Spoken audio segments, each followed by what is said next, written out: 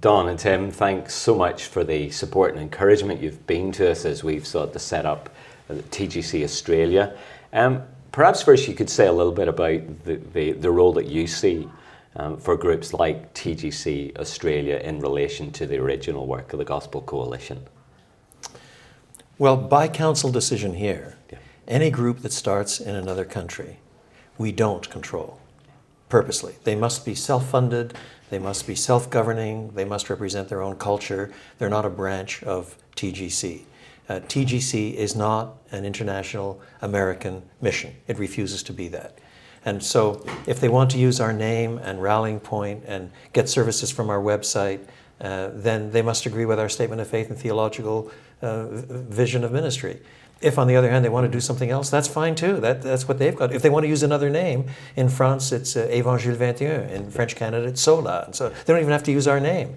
And out of this, then we form alliances and relationships where we help one another and serve one another, learn from one another. But if Australia is starting a TGC on its own terms, we're happy to tell you what we've done, what we've learned, but at the end of the day, it's your organization. Yeah. We appreciate that and have benefited from that spirit and that encouragement. Yeah. As you guys look back on the last 10 years, kind of 10 years ahead of us, in a sense, are there particular things that stand out that for you have been the most precious, most encouraging things that have come out of TGC here in the US? Well, it is I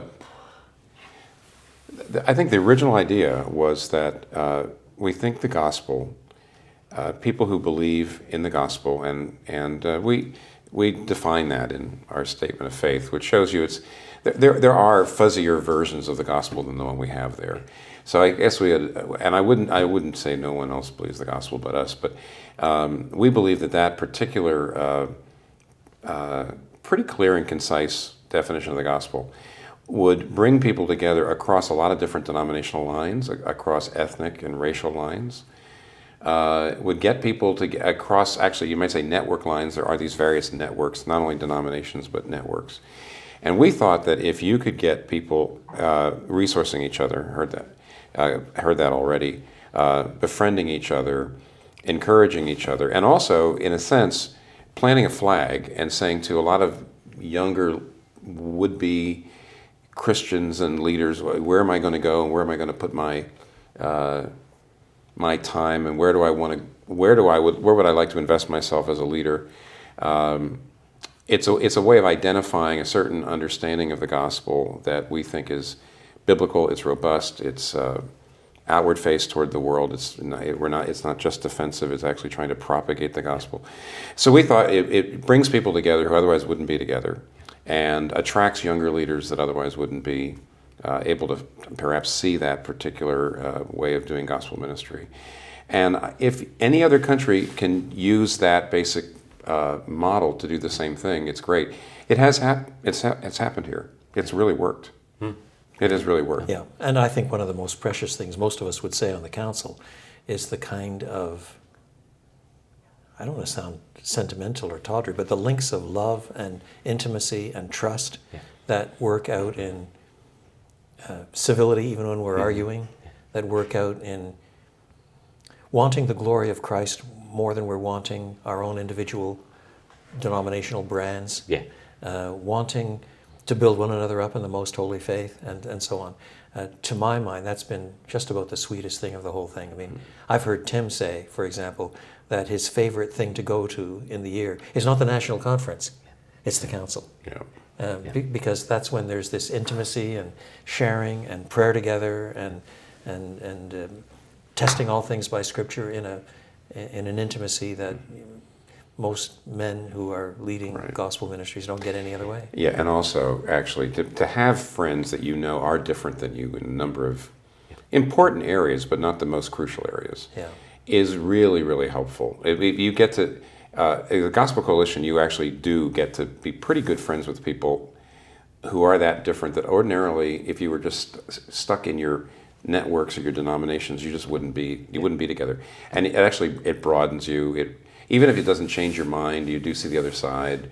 it sweetens you a little bit, it enriches you. It also, very often you do change a little bit. Yeah. You realize, because you've heard the other side from a person you respect, and you say, well, maybe I should be a little more careful the way I say that. Yeah. So there is the iron sharpens iron experience as well. It's not just unity to get out there in the world better, but it's also actually enriching each other and growing because we are together across those denominational lines. We often, as you know, get criticized for maybe it looks like the coalition plays down the denominational differences. Yeah. It doesn't. We're still in our denominations, but it's awfully good to have really pretty good friends that are that have a pretty different view of a number of these different things, and you can have, and they're bright people, and so when you talk to each other, you either you grow, you really grow through it. So we wish that for you too in Australia. All of our council leaders are, in fact, denominational men in their own spheres. Yeah. So this is not their whole life. This is something that God has used to enrich churches and individual ministers and whole movements. But we do not pretend to be a denomination and have no desire to be a denomination. No. Is there just a piece of advice that you'd like to pass on to us as we kind of follow after you in one sense and seek to build an authentically Australian expression of gospel unity? Well, you've been to Australia a few more times than me. Go slowly enough that you build consensus in your council. Don't go so fast that you're leaving your natural leaders and visionaries and preachers behind, peeling off in this direction or that because they haven't been convinced. You've got to build a consensus. If you can't build a consensus, you don't have a gospel coalition. Yeah. And then out of that, then there are more things that can be done, and we're still finding out what things we can be doing, should be doing out of the consensus that we've taken 10 years to build. Yep, that's great. Yeah. Thank you both so much. Look forward to welcoming you both back to Australia sooner or later. Thanks a lot. Thanks, Gary. Thanks you, Gary.